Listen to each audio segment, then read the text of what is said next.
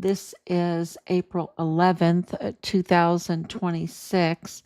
And if our count is right, it's 2078 days since Richard was forcibly removed from his barracks room there um, on Fort Bliss, taken downstairs to the soundproof room of the arms room to take his life. They took his life and they then um, it look evidence indicates and really strongly indicates, and they monetized his remains. They stole his body off of Fort Bliss. Well, it might have went to the CID, right? The CID, because the CID, Tavita Nusa, was involved in all of this. And we have a CID um, autopsy report. So that they never gave us. We had oh gosh, there's so much fraud, y'all, because Tavita Nusa's brother, Solomon Nusa, was major in the U.S. Army mortuary operations. And of course, um, everybody was so upset when all this happened, shaking in their boots that we even cared about our son. I mean, they were shaking in their boots, because we wanted to know what happened, and then it turned very violent for them. Death threats and harassment and um, bullying, and you name it. They came after us to try to shut us down, to put Richard's case, his murder case, in a cold case. And there was a group, and this group, of course, was part of Hart's group, Hart family.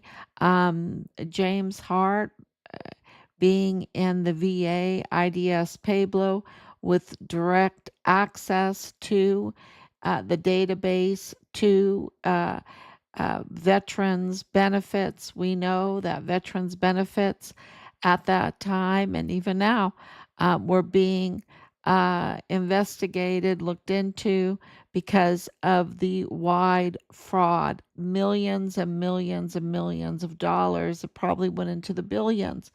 Uh, but I'm only talking about the El Paso office, okay? The Fort Bliss office, the Fort Bliss VA office. Um, so the Harts are cousins with the Nusas, okay? So they're cousins through Leilani Hart, Tavita Nusa in the CID, and his brother Solomon Nusa in mortuary operations. And Leilani Hart had a very close relationship with the DES, the Director of Emergency Services, Thomas Kane. So Richard's body was stolen off of Fort Bliss because this was an insider's job, and there was protection given because of this insider's job. And the protection you would think would come from the CID or from the command or from um, the JAG or IG or AG or um, but the protection came from the politics. Okay, the protection came from the billionaire narco philanthropists with their hand um, on all the It's always been about politics, hasn't it? Because this has been about election tampering with deadly force. That's what this has always been about. And of course, the Walmart mass shooting, election tampering with deadly force, and the attempts on President Trump's life, election tampering with deadly force. All of the legal and everything to all the everything that he has been through and what we have been through. Um, it has been because of election tampering and because they want to keep control of the agencies, right? They want to keep the agencies corrupt, and we all know that the agencies are corrupt. Otherwise, we would have accountability, and everybody's always asking about accountability. Where's the accountability? And we know that there's mutiny. We know that there's corruption. We know there's corruption within the Republican Party. We know the Democrat Party's totally. I mean, it's gone. It's just gone. It's just totally corrupt and compromised. And then the Republican Party is, you know, it has mutineers in there, and you see that, and you have podcasters that they have connections that uh, to bring down this, the new world order, what Bush brought in, and I would say others brought in. Um, this cartel activity, this organized criminal activity within our government system, in alliance with the cartel, an alliance that made billionaires really what they are, really wealthy.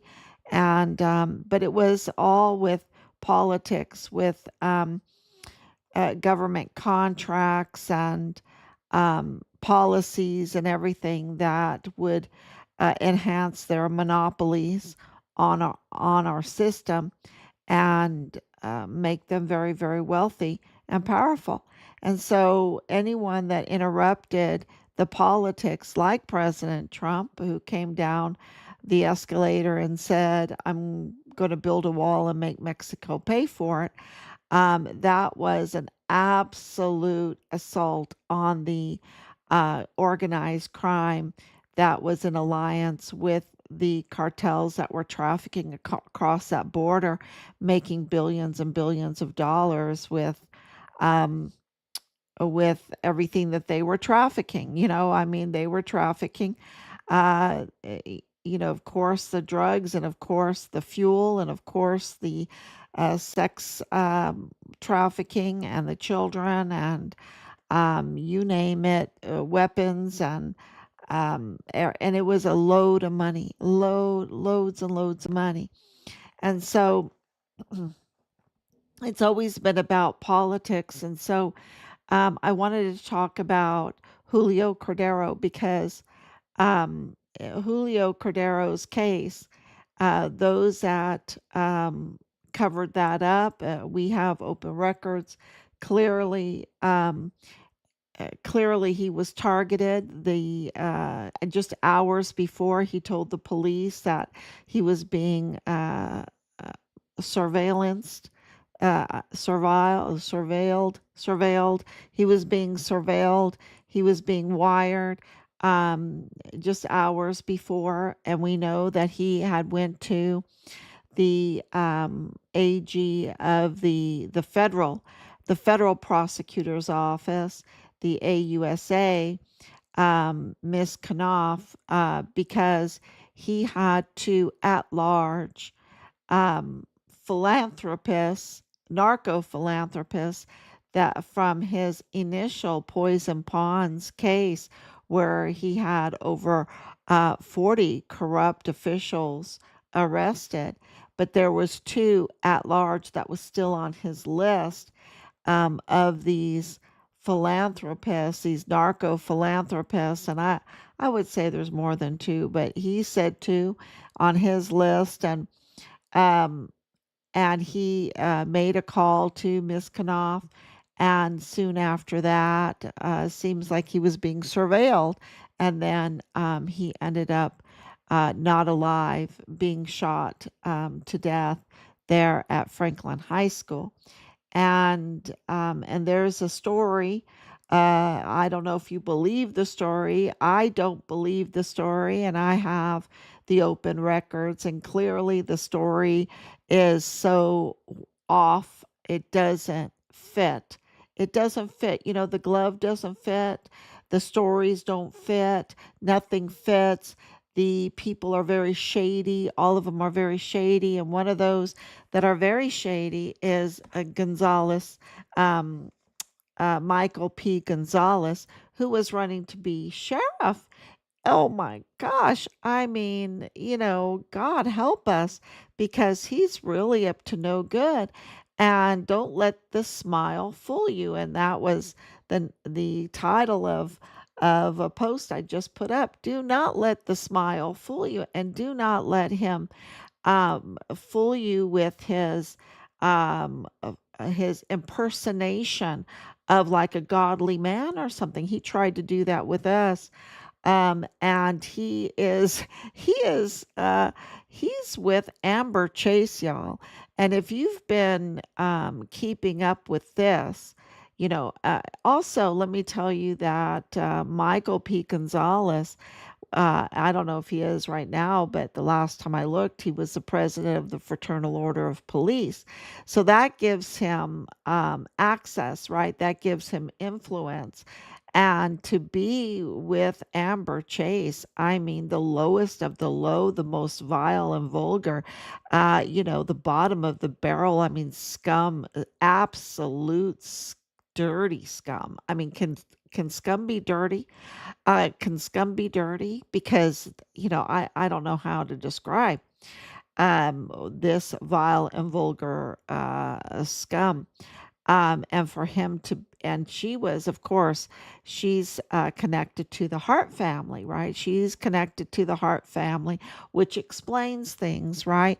But we didn't know who she was, and she was absolutely part of a campaign to bully us, um, to really harass us and even threaten us.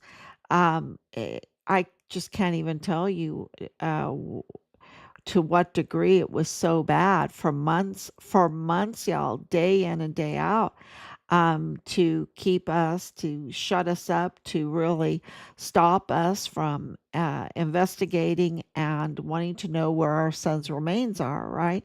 And to keep our son's case out of cold case, right? Because once it's in cold case, and the officials they were just chomping at the bit to put Richard's case in cold case, because of course it unravels the entire cartel philanthropy, narco philanthropist protection racket there.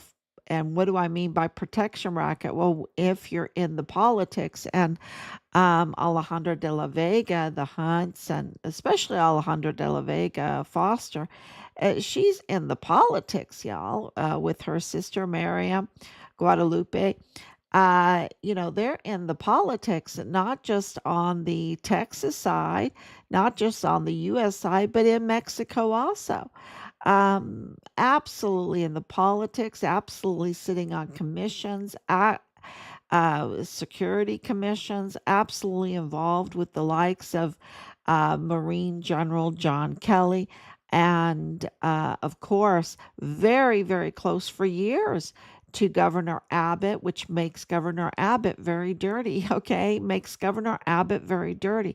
So, this is what I'm saying, that there are some Republicans that are very dirty. And I don't know if what kind of art of the deal that President Trump has had to make, and how he feels about Governor Abbott. But Governor Abbott was absolutely complicit with all the attacks on President Trump, and I'm sure President Trump knows that, because El Paso was the epicenter for all the I would say for the attacks on President Trump. It was the epicenter. Um, of course, Texas, right? And when you have access to databases and people and power on both sides of the border, it makes you, um, you know, this is a powerful group. And when you place them with the CJNG, which they are in alliance with the cartels, including the Sinaloa, including the Juarez cartel, including very close to the CJNG cartel, which are the ones that were really stealing a lot of fuel, but they're also the flesh peddlers, the human flesh eaters, the most violent ones. They were the ones that owned the hotels, that were committing fraud with older people in the United States with timeshares. Of course, they're in alliance with Iran and getting drones from Iran. Iran was providing drones for them. Of course, there were visas given to Iran, and Iran was the gateway for China. So the Chinese and the Iranians were coming up through Central America to into Mexico to the borderland and coming across to the United States. And when you have a when they are vital to fuel, which of course West Star Refinery, right? West Star Refinery and West Star Bank. Very important that's the Foster, that's Paul Foster, that's Alejandro de la Vega's husband. When you're very close to the fuel industry, like Rafael Arellano Curon, um, with um, his oil and gas business. This is, of course, they have restaurants. Of course, they have the Plenitude Crematorium, the body, the flesh peddling. Of course, they are um, in alliance with Beto O'Rourke, who is um, right there with Jeffrey Epstein, his family ranch, right beside Jeffrey Epstein's Zorro Ranch, of course, employing the family of La Diabla, um, Martha Mendez Aguilar. Uh, so all of this is connected to the organ harvesting. La Diabla was the organ harvesting, the baby harvesting, um, selling babies on the black market to the LGBTQ, whatever, the homosexual community in the United States. Um, this is, all connected to women's shelters, orphanages, uh, of course, uh, Marine General John Kelly with unaccompanied minors. Um, like the emergency intake center, the shelters, contracts for those, um, making money off of the most despicable things, creating so much crime, so much death. And, Julio Cordero, with his Poison Pawns investigation, he was the most decorated FBI agent in El Paso history, a real good guy, and had over 40 of these really narco corrupt officials arrested. But when he heard, and this is the information that we received, when he heard that Richard was designated on April 24th, 2024 as deceased, he knew that this was absolutely a murder by this same group, right? He went after, because it is just the same group that's causing all the trouble in El Paso. And Michael P. Gonzalez is part of it with Amber Chase. We hear he's close to Amber Chase, and he was there at the scene when Julio Cordero, without any weapon, right, was killed by Sniper Wolf, and we can't make that up. Anthony Acuñas goes by Sniper Wolf. He is the El Paso ISD police officer that uh, fatally in the head killed Julio Cordero, who was not armed. Okay, he was not armed. And this was in the morning, and you can see in that picture where his body lay. You could see the situation there, and the accounting of uh, the witness statements don't add up, y'all. They just don't add up. They don't. It's like impossible. It's kind of like the Charlie Kirk case. Nothing adds up. And of course, like Richard's case at the beginning, when they were just telling us nonsense stuff, it never added up. So I think I'm very, very appreciative of all of this discussion around the Charlie Kirk case, especially when they compared it to, hey, maybe this group is part of mass shootings, right? Maybe this is the same group that causes mass shootings. When Candace Owens said that, I was like, now you know, because this is a group that Richard knew was tied to the mass shooting of the Walmart August 3rd, 2019 mass shooting. And in El Paso, to what? To target President Trump. To what? To affect politics, to stop him from being elected, to blame President Trump about the whole thing and stop him from being elected. So this is the same group, and I can tell you that Amber Chase was on this for a long time. She was on this trying to stop us until we found out really who she was and started uh, putting two and two together and putting the official complaints in, and um, and then also the phone numbers. We we were able to trace the burner phone numbers.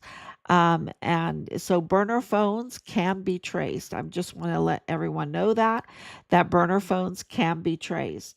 And that is for another discussion. And when we finally traced the burner phones where they were calling us and really harassing us so much, all hours of day, um, with the most vile and vulgar, to try to threaten us and harass us to stop so that Richard could go into cold case and they could get away with all of the very, very evil things that they do, from fraud, from death fraud, uh, from taking someone's life, from um,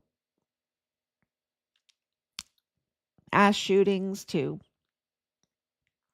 all of the trafficking and everything.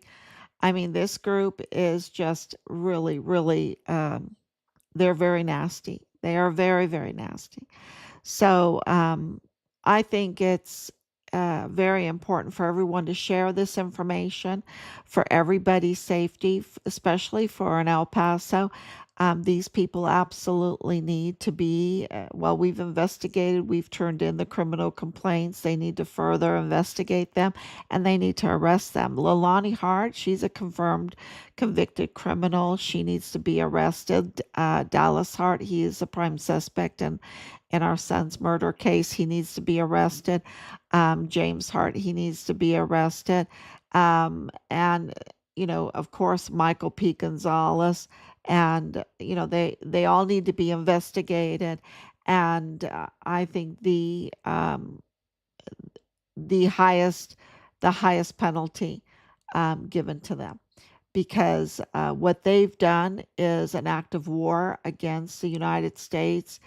uh, it is a betrayal that we cannot put up with because it'll ruin us. It will absolutely ruin our country.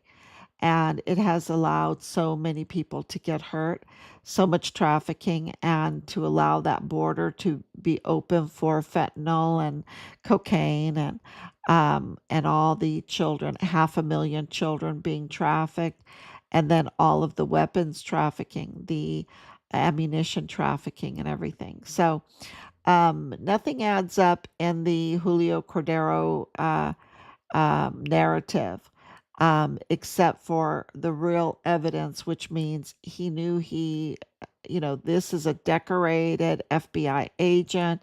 He had two narco philanthropists still on his list at large. When he heard Richard's case, he apparently started investigating again. He put more dots together from his first Poison Ponds case, called the AUSA up. That was leaked, and he was surveilled. And the next thing we know, he was killed at Franklin High School. So first day of school, I believe. I think it was the first day of school, early in the morning. Um, so if he was wired, if he was surveilled, they would know where he is at all times, at all times. And for Michael P. Gonzalez to be there at the scene, okay, and we'll go into more about that, because why isn't his statement in the open records when he's at the scene? You know, um, there's just a lot of things that don't add up, and we need the body cam footage to clarify that. They won't release the body cam footage. Why not? Why not? We have a lot of footage from Charlie Kirk. Why can't we have the body cam footage for Julio Cordero? Why can't we have the video footage for Richard's case, right?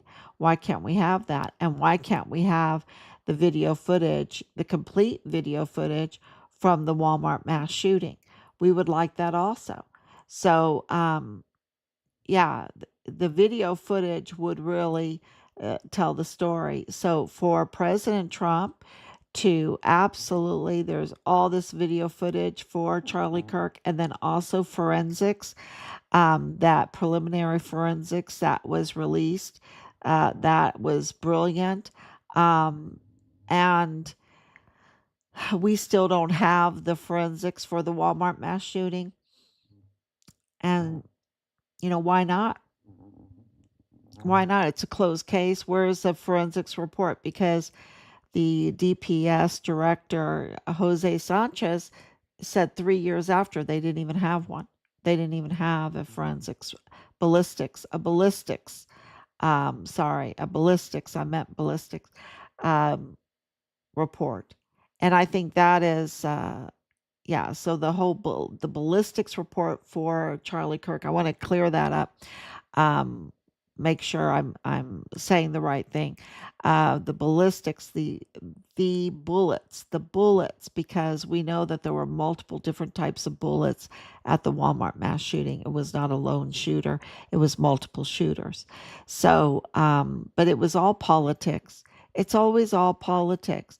I think I think um, Charlie Kirk was killed because of politics, and I believe that um, our son was killed because of politics with deadly force, and I believe that Julio Cordero was killed because of politics, because politics gives you control over the FBI, the CIA, the DNI, the DHS, the DOJ. It gives you control over the agencies, and that's what they want, because they want to be able to traffic with impunity. And they have protectors, and those protectors are billionaire narco philanthropists. They're not really philanthropists, they have bad intentions. And yeah, that's um, uh, that's our analysis at this time. And um, our our lawsuit's going to be epic. It's going to be just epic. And yeah, thank you so much. Please share with everybody. Thank you so much. God bless you, and I will be back. Oh, I should probably see if I had any comments.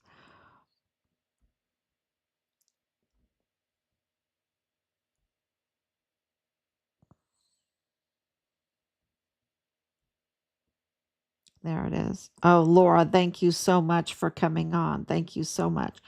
Okay, so I will be back.